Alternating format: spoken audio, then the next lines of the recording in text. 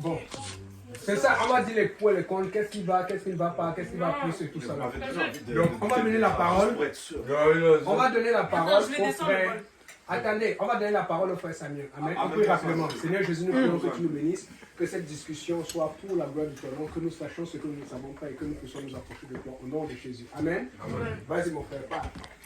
Ok, du coup, dans la voiture tout à l'heure, on disait, est-ce qu'il est possible de faire le Saint-Esprit? Et moi, je soutenais que oui. Bon, plus tu soutenais que non ou oui? Ok, oui. Que non, on peut perdre. Non, que oui, on peut perdre. Mais en fait, c'était pas sur ça. C'est pas ça, c'est vraiment quand comment t'es pas recevoir le d'accord, Saint-Esprit. c'était une vidéo. Est-ce qu'on peut recevoir Une minute est partie, chacun une minute parce qu'on n'a pas le temps. Du coup, est-ce qu'on peut recevoir le Saint-Esprit avant d'être sanctifié ou il faut se sanctifier d'abord avant de recevoir? J'ai une question. Qu'est-ce que tu définis par sanctifié? Bah, c'est ça, juste laisse-le parler et l'autre va partir. Chacun va dire, on va aller vite. Se sanctifier, c'est simplement apprêter son cœur à recevoir Dieu, tout simplement. Donc, soit recevoir la parole de Dieu, soit recevoir l'Esprit de Dieu.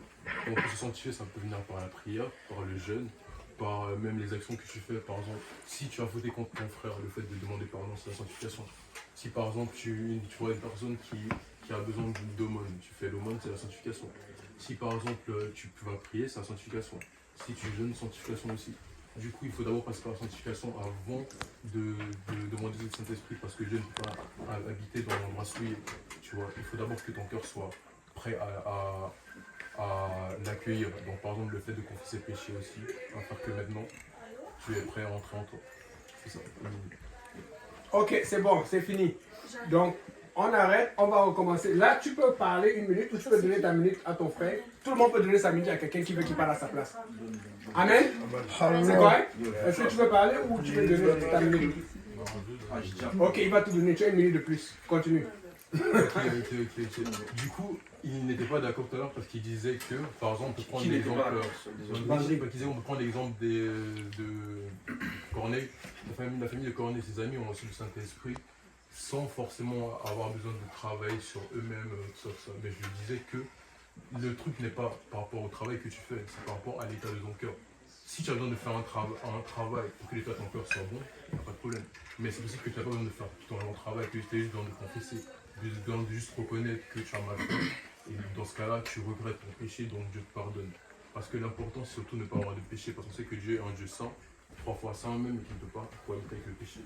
Du coup, ce qui s'est passé dans Actes, c'est que les gens de la maison de Corneille, quand ils ont accepté Dieu, ils ont regretté leurs mauvaises actions, donc Dieu a pardonné leurs péchés. Et là, vu que leur corps était prêt à recevoir le Saint-Esprit, ils étaient donc sanctifiés, le Saint-Esprit descend sur eux. Mais s'ils n'avaient pas d'abord fait cette action-là de base, ils n'auraient pas pu venir. C'est bon. Ok, toi tu peux entrer une minute ou quelqu'un veut... Moi j'ai juste juste pour clarifier la minute de... J'ai oublié. Mais tu peux poser ta question et interpréter dans le temps parce qu'il n'y a plus de minute, il faut que tout le monde ait la chance de parler. T'as dit que... Ou tu peux lui donner ta minute aussi, ou tu peux lui donner 30 secondes. Tu parles 30 secondes, tu donnes 30 secondes. Je vais juste parler puis vous allez voir. Ok, vas-y. Vous allez vous arranger avec les règles. Vas-y, c'est quoi Ouais. On va te faire avec tout le monde. Moi c'est juste pour éclairer ton point, pour que je sois sûr d'avoir bien compris ce que tu as dit. Tu disais que dans le fond la sanctification c'est un prérequis pour recevoir le Saint-Esprit, c'est ça? Et tu as pris l'exemple tu as pris l'exemple de Corneille pour dire que ils ont regretté leurs mauvaises actions et puis donc leur cœur était prêt pour recevoir le Saint-Esprit. Pourtant, est-ce que tu appellerais justement ce regret la sanctification? À quel moment? Ouais, réponds. Je te donne. Ok. Du coup, la sanctification. Parce que, juste pour éclairer ma question, parce que tu disais que la sanctification ne requiert pas forcément d'effort. C'est là où je suis curieux. Oui et non. Parce que regarde, Corneille, il faut savoir que Corneille, avant même déjà de recevoir Pierre dans sa maison, qu'est-ce qu'il faisait chaque jour? Il donnait l'aumône aux gens, il menait déjà une bonne vie sanctifiée, avant même de recevoir Pierre chez lui. Ok, c'est fini. Prochain. Tu prends ta minute ou tu parles? Ouais, je prends ma minute. Ok, vas-y. Basically, c'était ça tout à l'heure. J'étais en désaccord sur le fait de la sanctification avant. Parce que la chose de celle-ci, c'est que la sanctification commence après lorsque tu reçois le Saint-Esprit. Parce que tu te sanctifies pour ne pas perdre l'esprit, comme la Bible l'enseigne. Quand 1 Corinthiens 3,16 nous dit que vous êtes le temple de Dieu. Et par exemple, dans le livre de Thessaloniciens 5, il dit que n'éteignez pas l'esprit. Donc, c'est la raison pourquoi on se sanctifie. 1 Pierre 1,15 nous dit que celui qui vous appelle est saint, donc vous serez saint. C'est pour ça que lorsque tu disais avant la sanctification commençait, c'est pour ça que j'étais en désaccord. La repentance doit commencer pour que tu reçoives le Saint-Esprit. Tu dois vouloir le recevoir. Mais se sanctifier, ça ne sert à rien. Parce que comme on a parlé dans la voiture, si quelqu'un se sanctifie, mais il meurt, il va aller en enfer parce qu'il faut qu'il soit baptisé d'eau et d'esprit, ouais. Mais la chose, c'est qu'est-ce que tu avais dit? Tu avais dit qu'un enfant de Dieu ne peut pas aller en enfer. Dieu va faire en sorte qu'il puisse arriver à la repentance qu'il veut qu'il arrive, qu'il soit sauvé en tant que tel. Et ça, j'étais en accord. Mais voici la chose, la sanctification doit commencer après. Parce que si tu ne commences pas après, si tu commences avant, alors ça ne servira à rien. C'est pour ça que j'étais en désaccord. Ok, c'est fini. Xavier, est-ce que tu veux dire quelque chose, poser une question ou donner ta minute à quelqu'un? Ouais, c'est quoi la sanctification exactement? Ok, tu veux que quelqu'un réponde? Est-ce qu'il y a quelqu'un que tu veux qui Peu réponde? importe qui peut répondre. La sanctification, c'est basically lorsque tu crucifies ta chair, tu fais ce que Dieu veut que tu fasses. On voit bien dans le livre de Matthieu 16 qui dit que celui qui veut me suivre, qui prend sa croix, qui renonce à lui-même et qui me suit en tant que tel. So basically, tu vas crucifier ta chair, faire ce que tu ne veux pas. Parce que la parole de Dieu va toujours toucher ton identité. La Bible dit dans le livre de Hébreux 4, 12 que la parole est comme une parole à double tranchant en tant que tel, ça coupe. So basically, c'est ça la sanctification. Lorsque tu continues dans la parole de Dieu, tu obéis et ça va te changer en tant que tel. Donc vivre selon l'esprit au lieu de la chair. Ouais, marcher selon l'esprit comme la Bible dit. Parce que ça a été dit que notre chair et notre esprit ont été faits opposés afin que nous ne fassions pas ce que nous voulions. Parce que il ne faut pas que tu justement marches selon la chair, parce que la chair a des désirs qui vont t'amener à t'éloigner de Dieu, tu vois. Alors que si tu marches selon l'esprit, ça va plutôt t'amener vers Dieu et te donner une meilleure vie. Donc maintenant, pour avoir la sanctification, il faut justement que tu marches selon l'esprit. Ok, Carly, est-ce que tu veux parler ou donner ta minute ou... Ben, tu peux... Bon, ok, elle a dit, tu veux poser la question, tu veux que quelqu'un clarifie, qui va clarifier pour Carly? La sanctification, la question c'est la sanctification. C'est que le Saint-Esprit, mais c'est lié à la sanctification parce que c'est l'Esprit qui te sanctifie, n'est-ce pas? Est-ce que tu as besoin de la sanctification pour recevoir cette? Voilà. Ou bien est-ce que tu as besoin de l'esprit pour te sanctifier? Moi, c'est pas mon tour. Moi, je trouve que. Elle va te... Voilà. Ok, moi, je trouve que tu as besoin de l'esprit pour te sanctifier. Et c'est pour cette raison que, justement, on se fait baptiser. Parce que c'est le sang qui nous purifie. Et que c'est à partir de là que tu prends le pas de la sanctification et que tu mènes une vie de sanctification.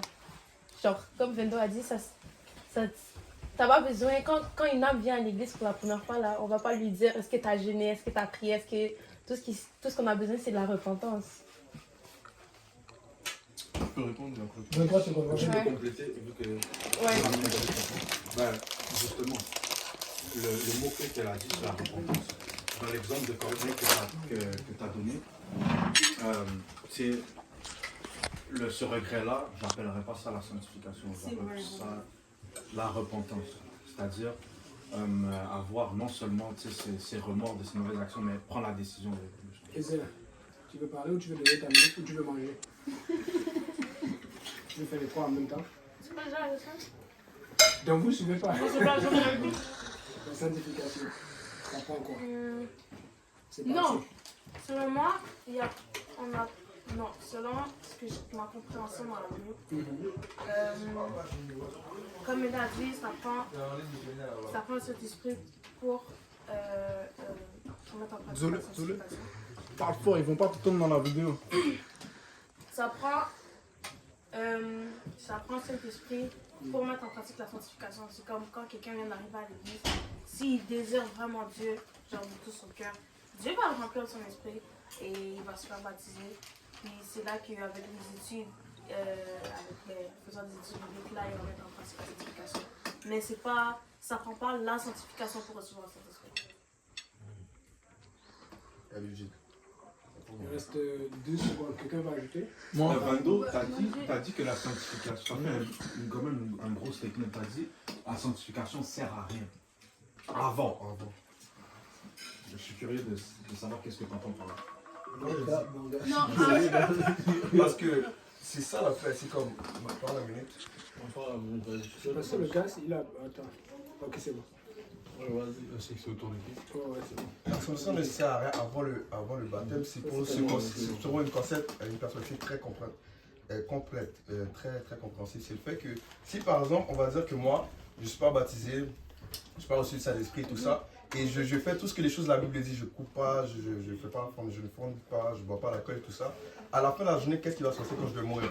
J'allais en enfer parce que je n'ai pas répondu à l'évangile. C'est pour ça que je disais que la sanctification avant le baptême, avant que tu répondes à l'évangile, ne sert complètement à rien. Parce qu'à la fin de journée, tu vas. Est-ce que tu dirais que la sanctification avant, genre l'obéissance, ce serait plus une œuvre de la chair, dans le fond? Vu que t'as pas l'esprit, c'est juste tes efforts personnels de juste obéir à la volonté de Dieu. Ah, ça je dis avant. Techniquement, oui. Puis aussi, la raison c'est que on ne peut pas réussir par nous-mêmes en fait. C'est juste par la grâce en fait. Mais cette grâce, c'est parce que Jésus-Christ c'est mort à la croix. Mais maintenant, on doit répondre à cette grâce. Parce qu'il y a quelque chose qui se fait. Quand tu fais. Ok. Prochain, chacun une minute. Non, Il y a deux qui sont arrivés. Bon, on va vous donner votre minute. Non, tu veux pas mieux parler. Michel n'a pas fait. Michel n'a pas fait. Eddie, je peux avoir une canette s'il te plaît, fuse. Le premier bus. Non. Le premier bus qui est passé. Michel a une question. Ok. Regarde, Eddie ou non, c'est Luigi après? Bon, on lui dit à donner sa minute. Est-ce que je peux prendre? Elle va donner sa minute à lui, et puis toi tu vas prendre sa minute. Michel avait quelque chose à dire. Du coup, maintenant, déjà, je comprends que vous n'avez pas compris mon point du tout. Ce que je voulais dire par le fait de se répondre. Quand tu es déjà païen, quand tu es encore païen, quand tu crois d'abord, tu ne crois pas et tu as le Saint-Esprit directement parce que, en fait, Dieu, c'est un Dieu intelligent, c'est un Dieu qui est comme un père pour ses enfants. Du coup, il va t'élever en fonction de ta maturité. Une personne qui vient d'arriver en niveau chrétien n'a pas la maturité pour justement garder le Saint-Esprit parce que c'était dit dans Marc que c'est le seul péché qui ne pardonnera pas. Si toi, en tant que père, tu vois que ton fils n'est pas prêt à recevoir quelque chose, tu ne vas pas le lui donner parce que tu sais qu'il ne peut pas le réavoir. Si par exemple, tu sais que si tu lui donnes une maison, il va brûler la maison, tu ne lui donneras pas. Peu importe à quel point tu l'aimes parce que tu sais qu'il va la perdre. Donc quand tu viens de croire d'une part dans l'esprit directement, parce qu'en fait tu as encore trop de lacunes, il faut d'abord que tu fasses une certaine marche avec lui pour aller à un certain point avant de maintenant demander et le recevoir. Et... Est-ce que j'ai utilisé ma minute encore? Non. Moi, je faisais juste la minute qui a lieu, c'est la minute d'Esther. Donc elle peut te donner ou elle peut donner. Moi, je ne vais pas utiliser. Moi, je vais juste prendre les Ok, prends la minute d'Esther. Vas-y. Des autres. Laisse-le finir son point. J'ai pas encore fait un point. Tu as 30 secondes à sa minute et tu vas continuer. Donne-moi 2 secondes, juste et tu continues. Selon ce que tu as dit, est-ce que le Saint-Esprit, on le reçoit par mérite, du coup? Non. Parce que tu as dit qu'il faut être Vas-y, c'est chaud, il va s'élever. Ça, c'est intimidation spirituelle. Comment est-ce que ça marche? Du coup, comment est-ce que ça marche? En fait, quand tu crois, l'Esprit de Dieu vient avec toi, il n'est pas encore en toi. Parce qu'en fait, l'Esprit de Dieu vient, comme on a dit, dans un corps saint. Et en fait, ta marche avec Dieu, c'est ça qui va te laver. Parce que Dieu t'apprend, Dieu est comme un enseignant. Il est comme un enseignant avec toi. C'est comme par exemple ton enfant, quand il vient de naître, tu ne vas pas lui dire qu'on commence à laver le sol, moi, femme, si, ça, il ne va pas le faire. Il ne sait pas comment le faire. Tu ne vas pas le faire.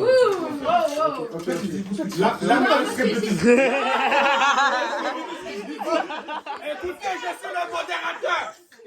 Maintenant, passe ta minute. Voilà ta minute. Tu es prêt? Vas-y, je te passe ma minute. Je te passe ma minute. Je te passe ma minute. Non, c'est ta minute, c'est sa minute. Ok, c'est pas grave. J'ai pas de but. Ok. Mais. Ben, Non, c'est pas grave. Je vais juste paraphraser, mais vous allez prendre soin de retrouver ça.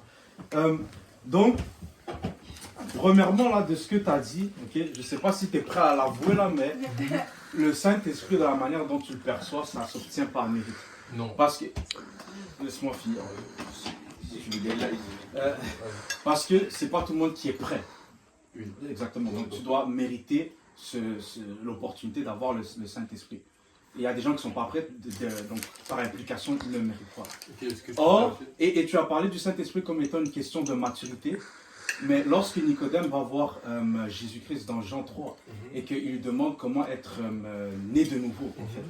Et qu'est-ce que Jésus lui dit? Il faut être né d'eau et d'esprit. Et tu vois que la naissance par l'esprit, ce n'est pas une question de maturité, en fait. C'est la naissance. Je leur donne ma minute en passant. C'est la naissance. Je leur donne ma minute. Tu as dit ta minute alors. On est déjà loin. Donc le Saint-Esprit, c'est la naissance. La sanctification, c'est la maturité. C'est la Voilà.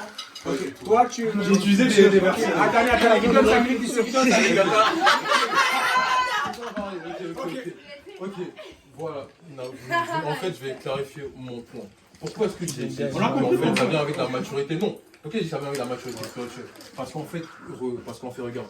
Comme j'ai dit, si Dieu te donne cet esprit directement quand tu viens d'arriver, tu vas continuer à faire des fautes que ce que tu n'aurais pas fait si tu avais une certaine maturité spirituelle. Le problème, c'est que l'esprit, pour comment tu perds, c'est à force de pécher. Il a des péchés, par exemple, qui mènent à la mort, qui peuvent te faire perdre directement cet esprit. Il y a des péchés qu'à force d'accumuler, l'esprit de Dieu va s'attrister. C'est pour ça qu'on dit ne pas attrister l'esprit de Dieu. Et justement, là, tu vas le perdre. Ah, et on peut prendre maintenant l'exemple de Corneille avant, justement. Qu'est-ce que Corneille faisait? Il sanctifiait déjà sa maison, Corneille, avant même de recevoir, il sanctifiait déjà sa maison. Ça n'était encore pas rien, parce que Corneille donnait l'aumône, des bonnes actions, il était reconnu pour ça dans la Corse d'Italie. Donc de base, il se sanctifiait déjà avant que Pierre vienne et que Pierre maintenant lui donne cet esprit. Il était déjà sanctifié. La sanctification est venue avant même pour Corneille. Et je dis que c'est vrai que nous avons Corneille avant, c'était lui dans l'exemple de Corneille. Prochain. Mais non, mais ça va, c'est fait. Ça passe vite. Sinon, on va pas. Ça devient très long si on fait plus vite. Je vous dis, ça devient très long. Ça passe que chacun reprend. Ça, c'est passé. Et puis, chacun a un nouveau un nouveau input. Et puis, tu dis, ah non, j'ai cette question, j'ai cette question. Il faut faire objection. C'est ça. Une minute là. Je pense qu'il faudrait faire ces deux porte-paroles et des autres questions. Ok, bon, on va changer au prochain. Ok, c'est ton tour. Tu donnes ta minute à qui? Ou tu veux parler? Ok. Tu veux. Vas-y, parle. Premièrement, je pense que ce qui m'avait fait bug la première fois, c'est quand tu avais dit que la sanctification a commencé quand Corneille il faisait des bonnes œuvres, tout ça. La sanctification, c'est rendre saint, sanctifier, tout ça.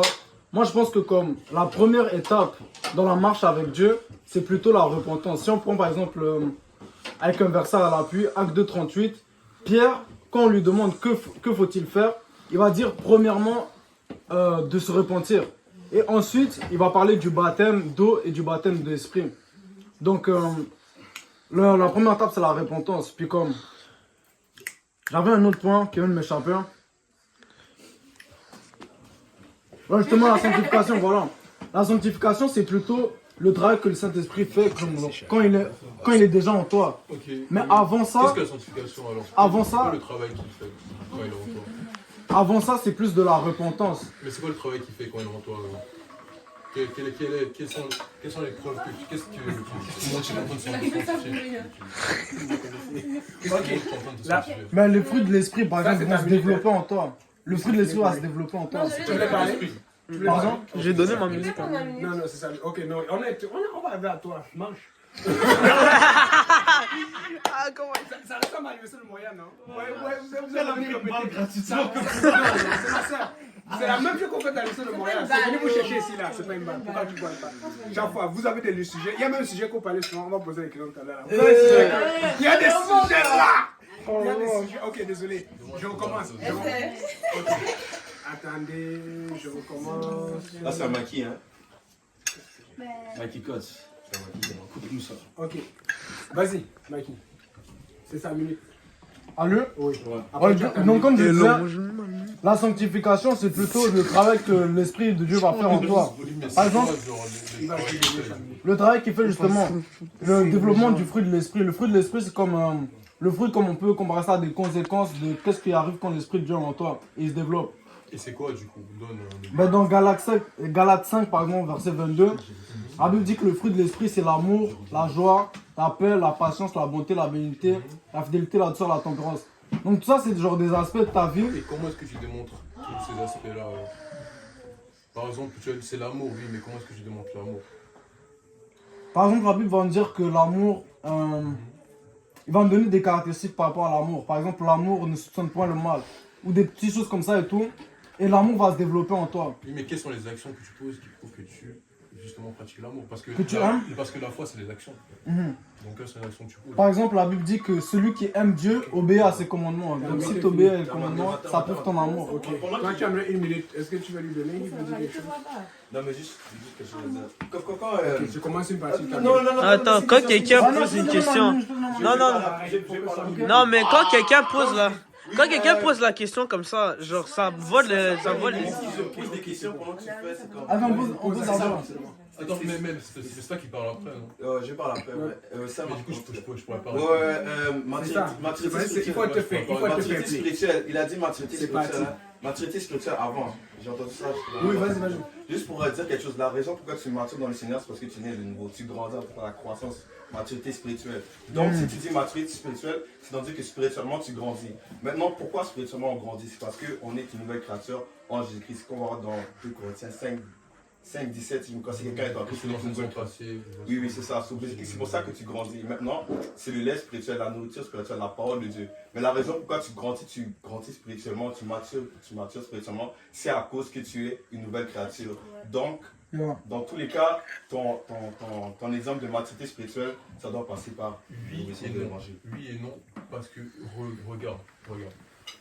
Dieu en fait, il n'agit pas de manière. En fait, selon vous, Dieu ce qu'il fait, c'est qu'il va donner, par exemple, une arme à un enfant.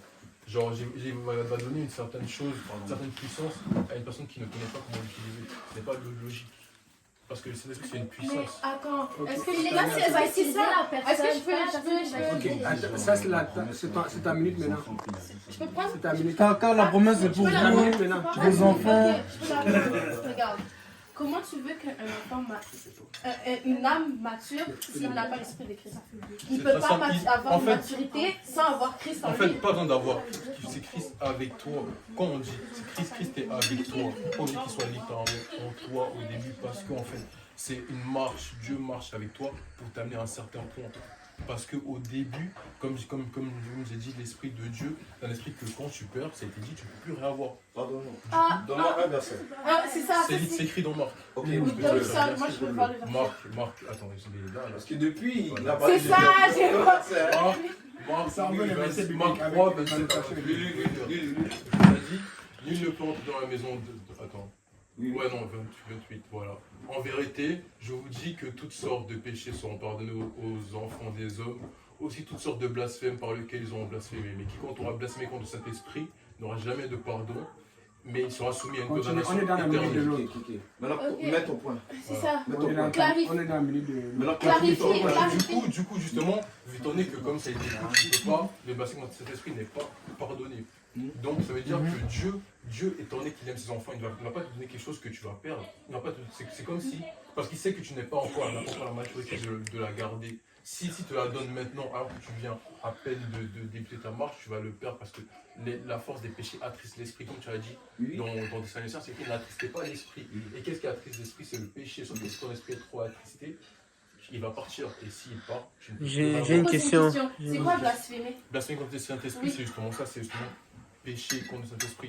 C'est le fait de justement de mettre la souillure dans ton corps, par exemple, le fait de pécher. Lis-le dans le contexte. C'est ça, Lis le verset dans le contexte. S'il te plaît. Depuis là, tu as décrit un péché, juste un péché. Matthieu 27, juste décris ton corps. Techniquement, tous les pays. Les péchés, ça saute au corps. Pardon, Ok. on n'est pas à minute. Lis-le de verset 1, juste pour voir. Ok, ça c'est ta minute de l'autre. Non, ça c'est la leçon, juste parce que le contexte, Ok. Lis le contexte. Puis il entrait dans la synagogue, il avait là un homme qui avait la main sèche. C'est bon, je ne vais plus chronométrer, mais je vais contrôler pour que tout le monde ne parle pas trop longtemps. Ok? Lis-le, s'il te plaît. Puis il entrait dans la synagogue et il y avait là un homme qui avait une main sèche et il l'observait pour voir s'il le guérirait le jour du sabbat afin de l'accuser. Jésus dit à l'homme qui avait la main sèche, « Lève-toi et te place là au milieu. » Puis il leur dit, « Est-il permis de faire du bien les jours de sabbat ou bien de faire du mal, de sauver une personne ou de la tuer ?» Mais ils se turent. Alors, les regardant de tous les côtés avec indignation et étant tous ensemble affligés de l'endurcissement de leur cœur, il dit à cet homme, « Étends ta main et dis, et il l'étendit, et sa main fut rendue saine comme l'autre. » Jusqu'à la fin. Alors les pharisiens étant sortis, ils consultèrent contre lui avec les Hérodiens, comme ils faisaient pour le perdre. Comme ils feraient pour le perdre. Mais Jésus se retira avec ses disciples vers la mer. Une grande multitude le suivit de la Galilée, de la Judée et de Jérusalem, d'Idumée et de là le Jourdain. et ceux des environs de Tyr et de Sidon, et entendu les grandes choses qu'il faisait, vinrent vers lui en grand nombre. Et il dit à ses disciples, une petite nacelle ne bougea point de là pour le servir, à cause des troupes, afin qu'elle ne le pressasse point. Car il en avait guéri beaucoup, de sorte que tous ceux qui étaient affligés de quelque fléau se jetaient sur lui pour le toucher. Les esprits immondes, quand ils le voyaient, se prosternaient devant lui et s'écriaient en disant, tu es le Fils de Dieu. Mais il leur défendait avec grande menace de le faire connaître. Puis il monta sur une montagne et appela ceux qu'il voulut, et ils vinrent à lui. Et il en ordonna 12 pour être avec lui et pour les envoyer prêcher, afin qu'ils eussent la puissance de guérir les maladies et de chasser les démons hors des possédés. Et ce sont ici les noms de ces 12, Simon qui surnomme Pierre, Jacques fils de Zébédée, Jean frère de Jacques, auquel il donna le nom de Boanerges, qui veut dire fils de tonnerre, André et Philippe, et Barthélemy, et Matthieu, et Thomas, et Jacques fils d'Alphée, et Thaddée, et Simon le Cananéen, et Judas Iscariote, qui même le trahit. Puis il vint à la maison, et il s'y assembla encore une grande multitude, qui ne pouvait pas même prendre leur repas. Et quand ses parents eurent entendu cela, ils sortirent pour se saisir de lui, car ils disaient qu'il était hors du sens. Et les scribes qui étaient descendus de Jérusalem disaient, il est à Belzébul, et il chasse les démons par le prince des démons. Et Jésus les ayant appelés, leur dit, par ces similitudes, comment Satan peut-il chasser Satan dehors? Car si un royaume est divisé contre soi-même, ce royaume ne peut point subsister. Et si une maison est divisée contre elle-même, cette maison-là ne peut point subsister.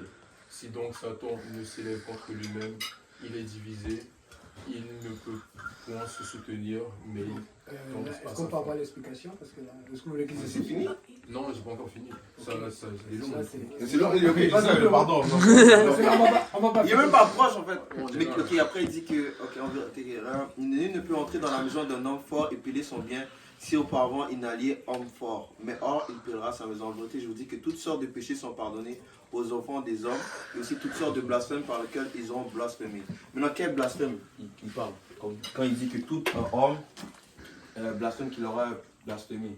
Ça, c'est quoi qui fait allusion en fait? Toutes sortes de blasphèmes par lesquels ils vont blasphémer. Il fait une allusion à quoi? À toi de me le dire. Par exemple, un blasphème en tout cas, c'est comme par exemple, comment je peux dire, c'est une insulte ou quelqu'un, comme par exemple, tu vois les Québécois en tête, ils disent crise, ces choses comme ça. Donc selon toi, le blasphème contre le Saint-Esprit sera insulter le Saint-Esprit du coup. En tant que tel, oui. Donc ça veut dire que tous ceux qui insultent le Saint-Esprit ne peuvent pas se faire pardonner. Et aussi, ça c'est un sujet très très sensible. Justement, est-ce que ça n'a pas de logique? Parce que si c'était réel, ça veut dire que tous ceux qui insulteraient le Saint-Esprit iraient automatiquement à l'enfer. Il y a la conscience aussi qui doit savoir, mais... Vas-y. En fait, c'est juste pour dire la définition des blasphèmes. C'est ça. Le dictionnaire, ça dit parole qui outrage la dignité, la religion sacrée et par extension une personne, une chose considérée comme quasi sacrée. Du coup, ça veut dire que, selon toi, dans ce cas, blasphémer sans esprit, ce serait l'insulter. Mais le problème, c'est que beaucoup de païens le font chaque jour. Donc si on prend ça en compte, ça veut dire que tous les païens qui l'ont déjà fait ne peuvent plus être pardonnés, dont non plus les sens du salut. Il va parler, mais je vais juste reformuler la question. Dans le fond, les hommes pas seulement peut-on perdre le Saint-Esprit. Est-ce que c'est correct si je dis, est-ce qu'on peut perdre le salut? Est-ce qu'on peut perdre le salut? Oui, ça c'est ça. Est-ce qu'on peut perdre le salut ou non? Attends, je veux voir ce qu'il va reprendre. Est-ce qu'on peut perdre le salut? Est-ce qu'on peut perdre le salut? Si tu es déjà sauvé, est-ce que tu peux le perdre? Parce que nous, on a la réponse directement, mais le fait que tu réfléchisses, ça veut dire que peut-être tu as une analyse qui est différente. Est-ce qu'on peut perdre le salut, oui ou non? Est-ce qu'on peut perdre le salut? Je pense que oui, parce que le salut s'obtient par le Saint-Esprit. Quand tu as le Saint-Esprit, tu perds ton salut. Ok, vas-y. Tu as dit que Dieu ne donne pas le Saint-Esprit à des gens qui sont prêts. Qui ne sont pas prêts. Qui ne sont pas prêts, justement. C'est-à-dire que Dieu ne peut pas donner à... Tu avais dit que Dieu ne peut pas donner le Saint-Esprit à quelqu'un qui va le perdre. C'est-à-dire que quiconque reçoit le Saint-Esprit ne peut pas le perdre. À quelqu'un que genre, il n'a pas la maturité pour le garder. Pas parce que tout le monde peut le perdre. Tout le monde est faillible. En tout cas, ok. Tout le monde est faillible. Je parlais de maturité justement. Parce que tout le monde est faillible. Donc il n'y a personne qui est infaillible. Il n'y a personne qui a 100% de chance d'aller au ciel. Ça n'existe pas. parce qu'on reste des êtres humains, on peut tous pécher. Mais maintenant, à part Jésus, évidemment. Mais maintenant, regarde. Dieu, sachant, justement, il est sage et savant, il sait que à ce moment-là, dans ta marche, tu as besoin du Saint-Esprit pour pouvoir justement avancer. Parce que c'est ça justement qui t'aide à avoir une meilleure adoration. Le Saint-Esprit, la langue te permet de parler à Dieu. Ok, maintenant une minute prochaine. C'est pour ça que je voulais chronométrer. Il faut que tout le monde intervienne. Vas-y. 30 minutes, ça va être trop long Le à télécharger. Saint-Esprit, quand tu l'as, C'est bon, c'est il te sert à quoi? Le Saint-Esprit, comme j'ai dit, ça te sert à avoir, justement, à craindre Dieu réellement. Mais on est d'accord que ça t'aide aussi à marcher une vie de sanctification. C'est un discernement. Mais en fait, justement, le chemin vers le ciel se fait étape par étape. Étape par étape. Il y a une étape où tu auras le Saint-Esprit, mais ce n'est pas au début, parce que quand un païen croit, si vous avez raison, tu vas pas lui dire sanctifie-toi avant de croire. Non, c'est totalement idiot, il ne sait pas comment sanctifier, il ne sait même pas. C'est à quel moment tu reçois le Saint-Esprit? À quel moment tu reçois le Saint-Esprit, tu le demandes et Dieu te le donne si tu es prêt. Ça dépend de tout le monde. Tout le monde n'est pas au même niveau. Comment on fait pour être prêt? Comment on fait pour être prêt? Simplement, comme j'ai dit, c'est par rapport à la sanctification et l'état de ton cœur. Parce qu'on va maintenant revenir en arrière. Comme vous avez dit, si un païen veut croire, on va lui prêcher la parole. On va pas lui dire, il faut d'abord que tu ailles te sanctifier avant de venir croire. Il ne sait même pas ce qu'il faut qu'il enlève. C'est illogique. Et puis comment on fait pour savoir que tu as reçu le Saint-Esprit? C'est très simple, c'est par rapport au don du Saint-Esprit. Simplement, déjà, la langue, le parler en langue, dit automatiquement que tu as le Saint-Esprit. Ok, parce est-ce que qu'il y a c'est un un des autre dons du signe à part Saint-Esprit. ça? À part le parler en langue, c'est le signe le plus obvious, on dit. Okay. Et ensuite, après ça, c'est par rapport à tes actions aussi. Vas-y. Par rapport au fruit de l'esprit. Ah, pardon, non, il peut prendre 2 secondes. Donc, ça veut dire que d'abord, il faut que tu sois prêt. Il faut que tu aies fait certaines œuvres pour que Dieu te qualifie de prêt pour te donner son esprit. Non, pas du tout. Le truc, c'est qu'en fait, on va prendre une personne qui vient de croire. La personne se fait prêcher la parole de Dieu, tout simplement. Elle se prêche la parole de Dieu. Cette personne-là, maintenant, qu'est-ce qu'on va lui dire? On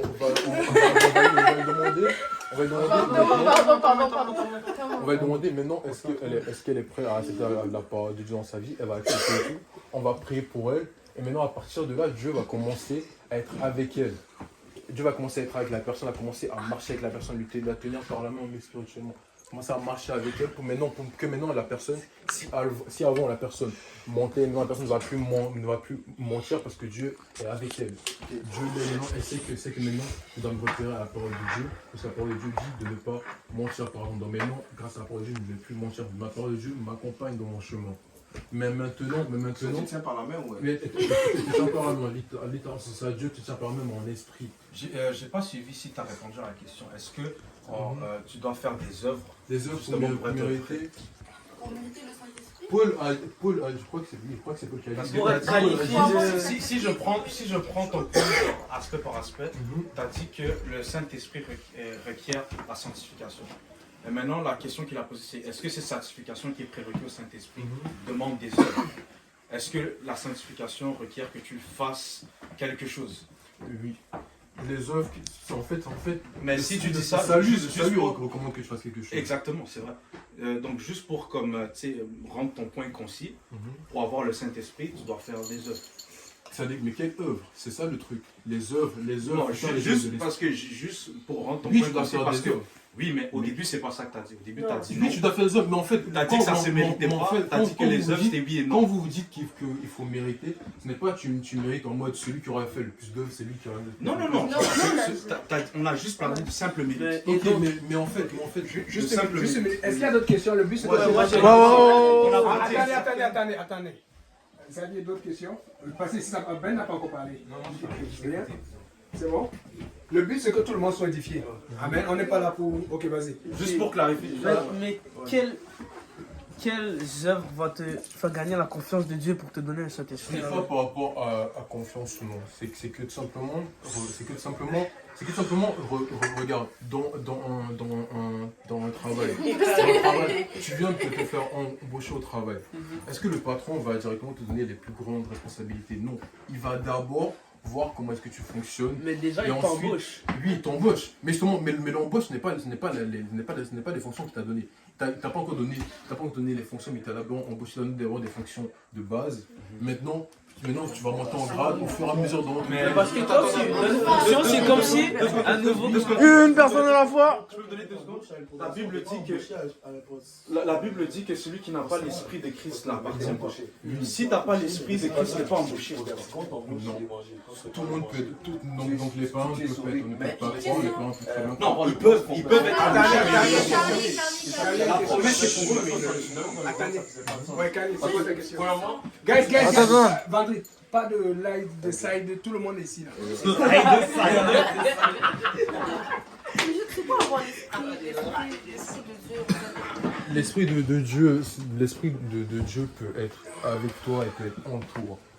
Maintenant, quand il est en toi, c'est quand tu as le Saint-Esprit parce que Dieu est directement en toi. Du coup, c'est une communication directement avec Dieu. C'est comme si genre, il n'avait plus ce blocage-là. Parce que comme eux, ils ont dit, quand tu apprends avec le Saint-Esprit, tu te bats encore avec ta force humaine, tu vois. Genre, tu te bats encore avec ta force humaine parce qu'en fait, il faut en fait que justement un lien direct avec Dieu. Sauf que quand tu n'as pas encore ce lien-là, Dieu te parle et tout, il est avec toi, il est à côté de toi, il t'aide à arranger ta vie, tu vois. Par exemple, si avant tu montais, grâce à la parole de Dieu, maintenant que tu as cru, tu ne montes plus. Avant tu volais, maintenant tu ne voles plus parce que tu te réfères à la parole de Dieu. Mais maintenant, tout ça, tu fais encore des actions, des actes humains. Mais tu n'as pas encore un lien direct avec Dieu. Maintenant, Dieu, qu'est-ce qu'il fait? Il vient habiter en toi pour avoir une connexion directe. Parce que quand il est en toi, il se parle à lui-même. Tu vois, une connexion directe avec lui. Maintenant, ce que je disais, c'est que une personne qui vient de croire, tu vois, une personne qui vient de croire, ne peut pas avoir le Saint-Esprit parce que, comme ça a été dit, tu le perds, tu ne l'as plus. Parce que le personne du Saint-Esprit n'est pas pardonné. Tu peux le perdre. Ce n'est pas pardonné. Moi je trouve que c'est pas la même chose. T'as mélangé deux choses. Tu perds. Redis ton point, comment tu le perds? Le perdre Saint-Esprit, c'est blasphémer contre l'Esprit. Ok, mais blasphémer, ça veut dire quoi?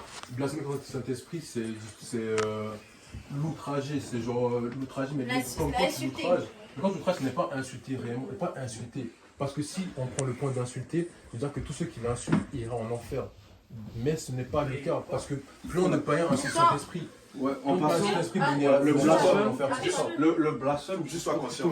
Tout le monde c'est pas nécessairement genre juste les insultes. Tu peux le renier, dire que le Saint-Esprit n'existe pas, tu l'as blasphémé. Oui, non. Oui, mais ainsi en païen. Quelqu'un qui a expérimenté l'Esprit de Christ, ok? Et qu'après avoir eu la pleine connaissance décide de renier, oui. Ça c'est le blasphème. Parce que les gens insultaient Jésus quand il était en train de se faire crucifier. Qu'est-ce que Jésus a dit? Pardonne-leur car ils ne savent pas ce qu'ils font. Justement, mais en fait, regardez. Quand tu viens de croire, tu ne sais pas. C'est pour ça que Satan est condamné. Quand tu viens de croire, tu as la conscience, oui. Mais imaginons une personne. Attends, vas-y, attends. Son point, après je vais répondre. Vas-y. Ouais. Après. Et en passant, c'est pour ça que Satan, lui, n'a pas eu d'occasion de se repentir. Non seulement parce qu'il n'était pas dans les confinements du temps, il était dans l'éternité, donc il n'y a pas de changement, il ne peut pas se repentir, mais aussi parce que lui, il a expérimenté pleinement Dieu, mais il s'est quand même détourné. Ça, c'est le blasphème contre l'Esprit de Dieu. C'est pour ça que... Ouais, non, moi j'ai juste pour clarifier, c'est pas une simple insulte. Simple insulte. Mais il y a des failles dans ton raisonnement, parce que tu peux pas dire que... j'ai oublié qu'est-ce que tu avais dit là. Mais il y avait des choses qui se contradisaient. Parce que c'est le péché qui te fait perdre son esprit. Le péché qui te fait perdre son esprit. Quand tu vas témoigner à quelqu'un qui n'avait jamais entendu parler de Dieu et tout ça, est-ce que c'est par ta propre force, ta propre puissance qu'il va croire à tout ça ou... Toi, tout ce que tu fais, tu n'es qu'un ouvrier. Tout ce que tu vas faire, c'est planter une graine et c'est Dieu qui s'occupe après. Qu'est-ce qu'il fait de toi un ouvrier? Qu'est-ce qu'il fait de toi un ouvrier? Non, même pas. Qu'est-ce qu'il fait de toi un enfant de Dieu? Qu'est-ce qu'il fait de toi un enfant de Dieu? C'est l'espérance du salut. C'est l'espérance du salut. Juste une question, parce que tout à l'heure, tu as dit, il y a un païen, lui, il n'a jamais connu l'évangile, et il y a un enfant de Dieu. Le païen, lui, va être plus adéquat pour recevoir cet esprit. Non, j'ai jamais dit ça. Non, je t'ai dit quelque chose comme le païen. Si par exemple un païen vient. Justement, lui, il ne va pas être adéquat. C'est celui qui est déjà enfant de Dieu qui est plus adéquat. Mais qu'est-ce qu'il fait quelqu'un d'être? Qu'est-ce qu'il fait? C'est parce que la personne qui est enfant de Dieu, c'est qu'il croit, et quand tu crois, tu as l'espérance du salut. Parce que qu'est-ce que l'espérance du salut? Ça m'était dit. L'espérance du salut, donc tu espères avoir le salut. Tu n'as pas. Je connais, par contre, ça, si j'ai une lacune, je ne connais pas tous les versets par cœur. Je prends le verset. En tout cas, pendant que tu Ok. cherches. Mais c'est, Est-ce attends, qu'on peut dire. pour un enfant, Est-ce quand que- c'est- juste avant que ça m'échappe. 1, 2, Son 3. point- Vas-y. Son point, c'est que être enfant de Dieu, c'est avoir l'espérance du salut. C'est ça qu'il a dit, oui ou non? Et il a dit que si tu crois, tu es un enfant de Dieu, c'est ça qu'il a dit. La Bible dit que celui qui n'a pas l'esprit de Christ ne lui appartient pas. Donc tu n'es pas un enfant de Dieu si tu n'as pas l'esprit de Christ. Donc même si tu le crois, même si je peux dire que je crois en Dieu, mais ça ne fait pas de moi un enfant de Parce que Dieu. les musulmans ont l'espérance du salut. Les musulmans n'ont pas l'espoir du salut. Oui, ils espèrent être sauvés. C'est ça, t'as dit Comment est-ce qu'on a l'espoir l'espérance du du salut salut et qu'ils l'ont Comment est-ce qu'on pas. a l'espoir du salut si on acceptons Jésus-Christ dans sa vie? Et maintenant, quand on accepte Jésus-Christ, quand tu acceptes Jésus-Christ dans ta vie, maintenant Jésus-Christ va venir avec toi faire une marche vers la Moi, dis le verset. Je vois comment vous souffrez souvent. Montre-nous le verset. Attends. Ici, Romains 8, 9, Est-ce qu'on peut dire que quand t'as entendu parler en même temps de Romains 8, l'évangile, 14. c'est pas par toi-même, genre, pas que c'est pas par toi-même, mais le Saint-Esprit va t'aider comme à y croire. Donc ça veut dire que quand tu as expérimenté le Saint-Esprit et que tu ne veux plus de ce Saint-Esprit et qu'il part, tu n'as plus rien pour toucher ton cœur à nouveau pour que tu puisses changer de direction. Donc ça fait qu'il ne peut pas revenir parce que tu veux plus de lui et il va plus revenir. Pour appuyer le point, parce qu'il a fait vraiment mention de quelque chose d'important ici, l'aide. C'est ça que le Saint-Esprit est, c'est ça sa fonction, c'est vraiment une aide. Et puis on a non seulement mentionné le verset qui dit que sans l'Esprit de Christ, on ne lui appartient pas. Et un autre verset qui dit, car tous ceux qui sont conduits par l'Esprit de Dieu sont fils de Dieu. Que seul, attends, c'est Romains quoi? Romains 8, 14. Laissez-moi juste, mais il y en a un autre dans Jean 1, mais j'ai juste sauté. Romains, On n'allait pas de ça avec plus de jeunes. 8. Ça tient bon là. Ça dit, moi, je fais ça sur un bouton aujourd'hui. Ce que je t'aurais déposé à la station. Ouais. Pour prendre le bus. C'est à quelle heure que tu prends le bus? C'est à quelle heure que tu prends le bus? Ouais, c'est Romains 8, 9. Romains 8, 9 nous dit. Dire à la personne que je C'est ça. Romains 8, 9 nous dit que si quelqu'un n'a pas. Il y a beaucoup de jeunes, tu vas pouvoir poser tes questions et puis donner tes interventions. Parfait. Romains 8, 9. Je suis en train de négocier pour voir si on peut aller au sol, continuer ça là. Ok, Au sol à Saint-Laurent. J'essaie de voir si je peux pas Reporte, parce que là, il y a un bon débat ici là. Parce que là, il devait. Tout le monde est intéressé là. Ça, c'est chaud, c'est chaud là. On va savoir plus. Non, mais arrêtez. Si tu veux te prêter les habits. Moi, mais je vais aller à l'étude comme ça. Mais il faut mériter. Tu vois? C'est le don du Saint-Esprit. Si tu dois te l'acquérir, c'est plus un don. Dieu ne te l'a pas donné. Tu n'as plus besoin de Dieu. Moi, j'ai dit oseille. L'oseille, c'est non.